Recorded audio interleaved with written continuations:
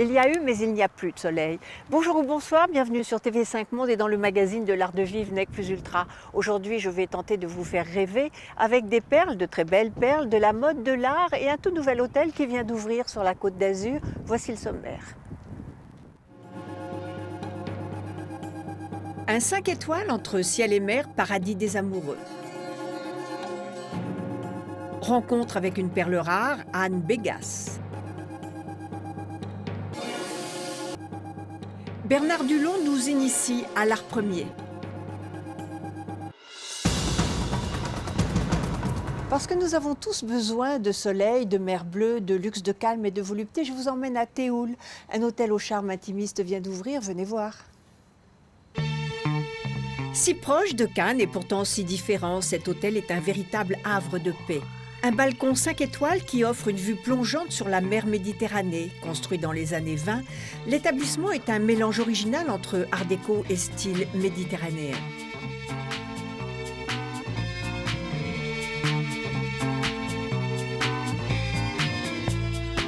Alors cet hôtel, c'est un hôtel qui est ce qu'on appelait autrefois un hôtel de voyageurs. C'était un hôtel qui a été construit dans les années 20 et que nous avons décidé de réhabiliter complètement en capitalisant sur un élément absolument unique et exceptionnel qui est l'environnement et le cadre naturel de cet hôtel.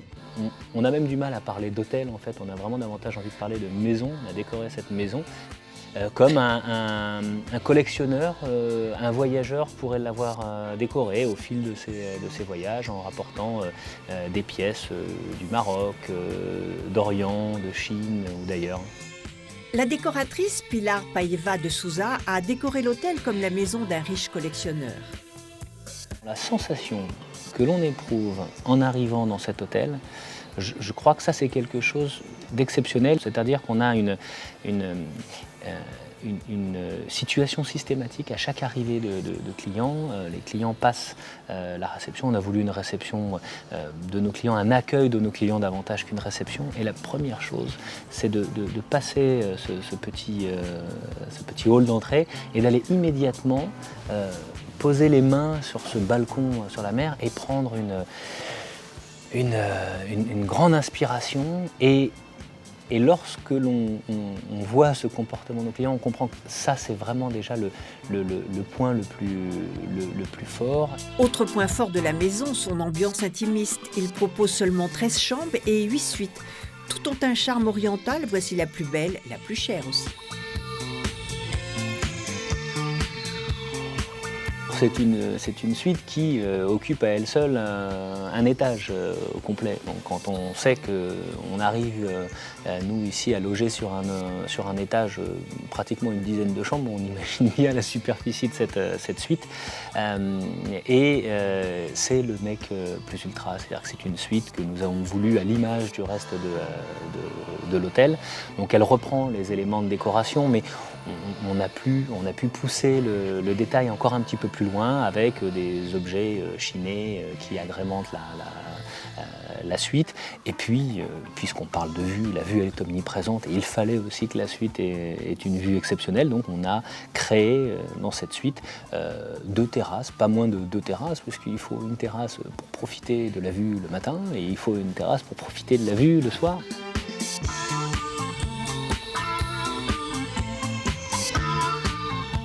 Cette suite fait près de 150 mètres carrés, mais toutes les chambres ont un balcon ou une terrasse donnant sur la mer ou le jardin. On a vraiment une dimension qui permet à chaque client ici de pouvoir avoir son espace d'intimité dans l'hôtel, dans sa chambre, mais aussi à l'extérieur. Les tables dans ce que nous appelons le jardin zen, qui est l'endroit un petit peu plus à l'ombre, mais aussi les fameux lits à baldaquin, les daybeds que nous avons et qui existent un lit par chambre. Ça, c'est quelque chose, je trouve, qui est assez exceptionnel. Le lieu séduira les amoureux de calme et les amoureux tout court. L'hôtel a été sacré meilleur hôtel romantique en Europe et un des 10 meilleurs hôtels romantiques au monde. Nous nous plaisons à dire que nous sommes des créateurs d'émotions.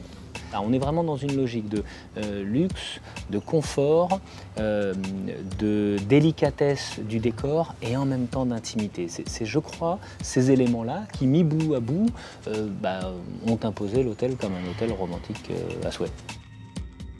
À 33 ans, le chef Florent Benoît a un joli parcours. Il a fait ses armes à la Tour d'Argent, puis au Crillon, et travaille ici depuis l'ouverture en 2009. Nous avons un chef, Florent Benoît. D'abord, c'est quelqu'un du Sud, donc il est important d'avoir quelqu'un qui a ses racines dans le Sud. Nous avons choisi de proposer une carte qui soit vraiment une carte fortement inspirée des produits de région. Donc on trouve une carte qui tourne beaucoup autour des saveurs provençales, mais avec une manière de les revisiter plus contemporaine, des touches d'exotisme. À l'image du lieu, il pimente sa cuisine provençale de notes orientales. Par des épices, par des assaisonnements, par des subtilités qui viennent rehausser en fait ces plats. Et puis une attention toute particulière sur la présentation des plats. Une cuisine très moderne. Ce qui est important pour nous, naturellement, au-delà de tous les standards de qualité dans un hôtel 5 étoiles, que l'on apprend et que l'on inculque à nos collaborateurs, ce qui est important, c'est vraiment qu'ils arrivent ensuite à les vivre pour transformer chaque expérience en une émotion inoubliable. Inoubliable comme cette vue à 180 degrés sur la Méditerranée. Qui dit mer pense automatiquement perles, enfin celles qui sont comme moi. Les perles de 12 baroque envahissent le marché. Elles sont belles et la demande fait flamber les prix, pas toujours la qualité. Nous avons rencontré Anne Bégas, une chercheuse de très belles perles. Rencontre. Anne Bégas est une perle rare. Rien ne l'a destinée à ce métier. À 26 ans, un peu par hasard, elle trouve un poste administratif dans un atelier de joaillerie. Une véritable découverte. Au lieu d'enfiler des perles, elle se forme et passe son diplôme de gémologie. La perle, je l'ai découverte il y a 30 ans. Mais je ne savais pas avant ce que c'était qu'une perle. Et un jour, j'ai découvert la perle et j'ai commencé à m'intéresser à la matière, à son côté vivant, à la couleur, à toutes les variétés qu'on pouvait trouver. Le toucher est très important pour moi. Et souvent, quand les perles sont de qualité, souvent le toucher est différent d'une perle qui est d'une qualité moindre. Et ça, c'est assez étonnant. Après, j'ai commencé à travailler dans un atelier de perles où j'ai appris pendant 7 ans à trier les perles, les calibrer, c'est-à-dire les mesurer, à reconnaître les matières, pouvoir les appairer, c'est-à-dire les mettre 2 par 2. Donc il y a un moment, votre œil devient laser et à partir de ce moment-là, c'était pratiquement infaillible, quoi. L'œil après était devenu super exercé et ça marchait très bien. Un coup d'œil et des coups de cœur. Quand j'achète des perles, c'est très subjectif. Il faut que je sache que le produit me plaît tellement fort que je sais qu'il va pouvoir être vendu sans problème, parce que si ça me plaît, ça plaira au client. Et contrairement à d'autres qui le font très bien mais qui achètent par grosse quantité, moi je suis plutôt celle qui pique ce que je trouve être le plus beau. En ce qui concerne les colliers, je choisis rang par rang. C'est-à-dire quand on me propose par exemple une masse, c'est-à-dire un gros volume de perles comme ça enfilées, il y a des perles qui sont, des colliers qui sont jolis, qui sont homogènes, il y en a d'autres qui sont moins beaux. Donc je sélectionne tout ce qui me convient pour pouvoir faire une masse homogène. Vous voyez ici, si vous les regardez, elles sont à peu près toutes du même lustre, de la même couleur, de la même forme. Rang par rang, mais pour un rang, perle par perle. Je mets beaucoup de temps. Et surtout, ma sélection est minime. Ah oui. C'est ça, c'est tout petit, quoi. Je pars pour acheter beaucoup, j'arrive avec 200 perles parce que j'ai pas trouvé, parce que j'ai été très exigeante. Ses clients des professionnels, bien sûr. Souvent, en France, ils veulent ce qui est parfait. Donc c'est pour ça qu'il faut que mes perles soient propres partout. Ça veut dire qu'elles n'ont pas de grosses piqûres ou elles n'ont pas de gros défauts cachés sur une face. C'est pas que ce n'est pas intéressant d'avoir ce genre de produit parce qu'il y a des gens qui peuvent les travailler. Et déjà, je la touche, je la tourne dans tous les sens Et j'attends d'elle qu'elle me plaise suffisamment pour que je puisse la vendre en toute confiance. Voilà par exemple ce produit. La moitié de cette partie-là, ce sont des perles de Keshi d'eau douce, oui. Excepté celle-ci et celle-ci. Et ça, ce sont des matières qui sont magnifiques. Ce sont des matières qui ont beaucoup de lustre quand elles sont belles et qui sont très légères. Donc on peut en faire des gros colliers qui ne pèsent pas sur le cou. Ça, je n'arrive plus à en trouver. J'ai dû en trouver 7 cette fois-ci au dernier voyage. Les perles d'eau douce viennent surtout de Chine. Dans ce genre de coquillage, ce sont des perles d'eau douce. Donc dans ce genre de coquillage, on ne greffe pas un noyau et un greffon sur le coquillage, mais on met simplement des greffons dans tout le pourtour du coquillage. Ce qui fait que quand on ouvre, il y a à peu près une trentaine de perles. Ah oui. Une fois qu'ils ont récolté, si la moule est en bonne santé, ils vont la refermer, ils vont la remettre à l'eau et ils vont l'oublier. Et c'est après qu'on aura des perles comme ça. C'est complètement naturel. Il faut savoir que le coquillage, en fin de compte, c'est celui qui détermine la couleur. Vous retrouvez les nuances de couleur dans le coquillage. Tout ce qui est en dessous de 7-8 mm, si c'est gris, si c'est vert, si c'est trop doré, trop gold, tout ça, vous considérez que c'est traité. Aujourd'hui, les perles fines issues d'un processus naturel sont presque impossibles à trouver. Leur pêche est interdite sur la majeure partie du globe. Les perles de culture d'eau de mer viennent des mers du Sud, du Japon et de Tahiti. Pour choisir un bijou, voici le conseil d'une experte.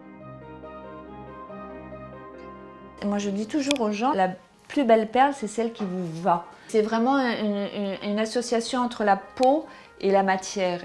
Si vous avez acheté une perle, faites en sorte qu'elle ait énormément de lustre, que ce soit une perle qui brille, qui ait du lustre, qui ait de l'éclat et si possible de la couleur. Même dans le blanc, on peut trouver de la couleur. L'essentiel, trouver son style. Ça donne envie de faire rougir sa carte bleue. Remarquez, dans un autre genre, le reportage qui suit aussi. Nous sommes attendus à la galerie Bernard Dulon, spécialisée dans l'art des sociétés tribales. Rencontre. Longtemps relégués au cabinet de curiosités et au musée, les arts premiers sont à la mode depuis quelques années. Bernard Dulon en a fait sa passion il y a plus de 20 ans. Diplômé d'ethnologie, petit-fils de collectionneur, il a ouvert cette galerie en 2001.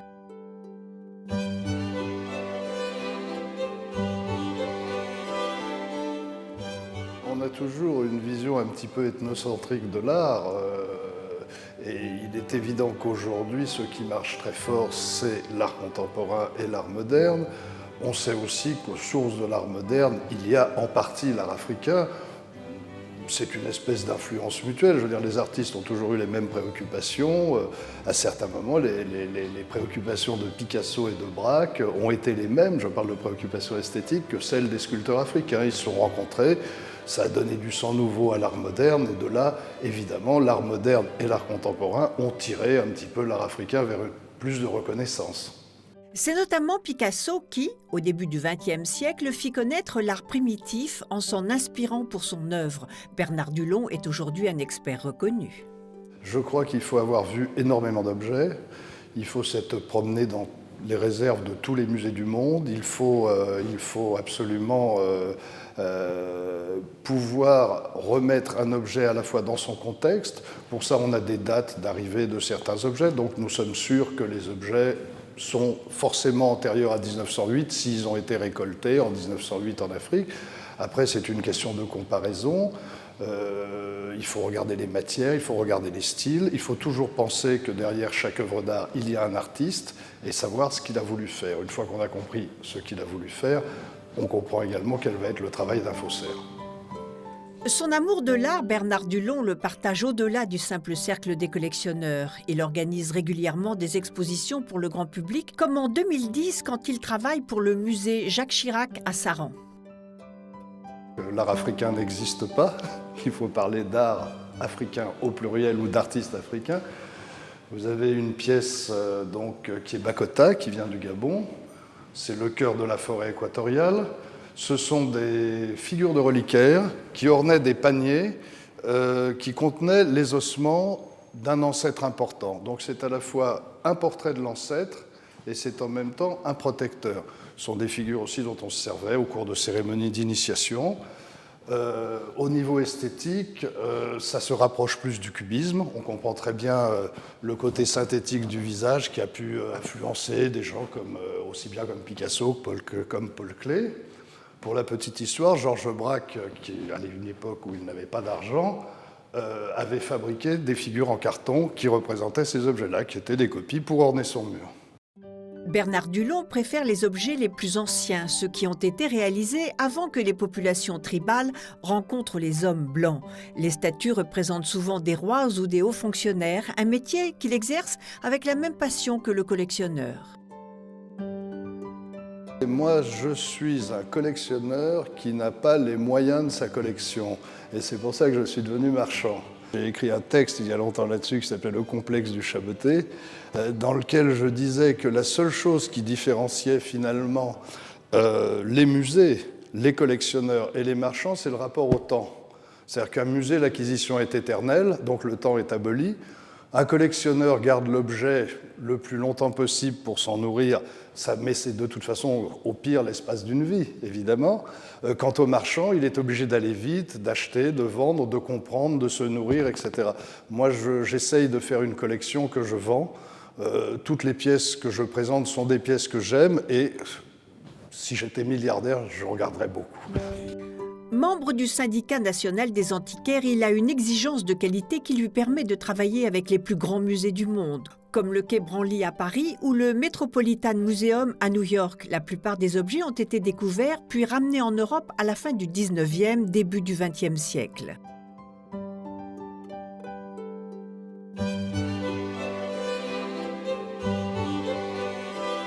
Ceci est un objet tout à fait merveilleux. C'est le fragment d'une tête en terre cuite qui est à Caen, du Ghana, frontalier avec la Côte d'Ivoire. C'est une pièce du XVIIIe siècle. Et là, au contraire, malgré un style très marqué, on est quand même dans une sorte de réalisme et d'art du portrait qui est totalement différent. C'est en ce sens-là que je vous disais que l'art africain n'existe pas, comme l'art européen n'existe pas. Donc vous voyez, là, on est quand même dans un espèce de réalisme plus, je dirais, à l'occidental. Ça, c'était des portraits qui ornaient les tombes des chefs importants. On pense qu'à des époques extrêmement reculées, c'était des têtes humaines qui ornaient, je veux dire, le chef partait avec ses serviteurs, comme dans beaucoup de civilisations, et que donc très tôt, nous avons fait, enfin les Akans ont fabriqué des simulacres de ces têtes pour continuer à accompagner leur chef défunt. Bernard Dulon participe à la Biennale des antiquaires depuis 2004. À chaque fois, il sélectionne avec minutie les objets présentés. Pour le moment, nous sommes en train de préparer un stand pour la Biennale des antiquaires, donc de réunir un certain nombre de pièces importantes, dont certains chefs-d'œuvre de l'art africain qui seront montrés à cette occasion. Vous en dire plus, c'est difficile. C'est certainement la plus belle foire du monde au niveau de la qualité des antiquités présentées. Donc on va essayer d'être à la hauteur. Voici sa sélection pour l'édition 2012. Cette statue du 19e siècle représente un roi du Cameroun. Voici un fétiche à clous utilisé par des médecins de vin du Congo. Très rare en Europe, cette sculpture colombienne en pierre a été fabriquée entre 0 et 500 ans après Jésus-Christ. Ce fétiche en bois vient du Congo. Ces pièces rendent hommage à un chef kanak décédé en Nouvelle-Calédonie. Elles datent du XIIIe siècle, un joli voyage dans le passé.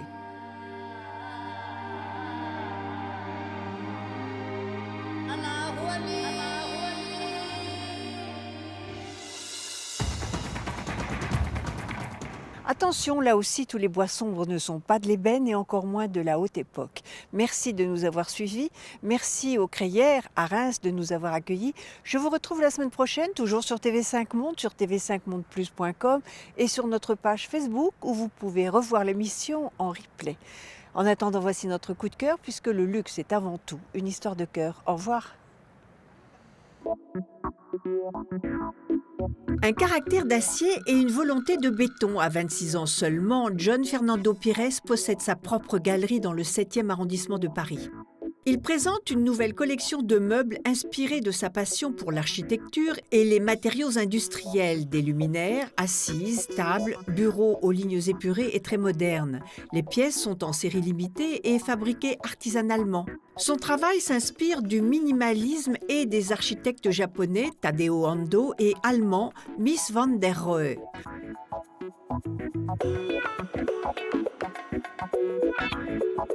Jonas Fernando Pires est un jeune talent à suivre.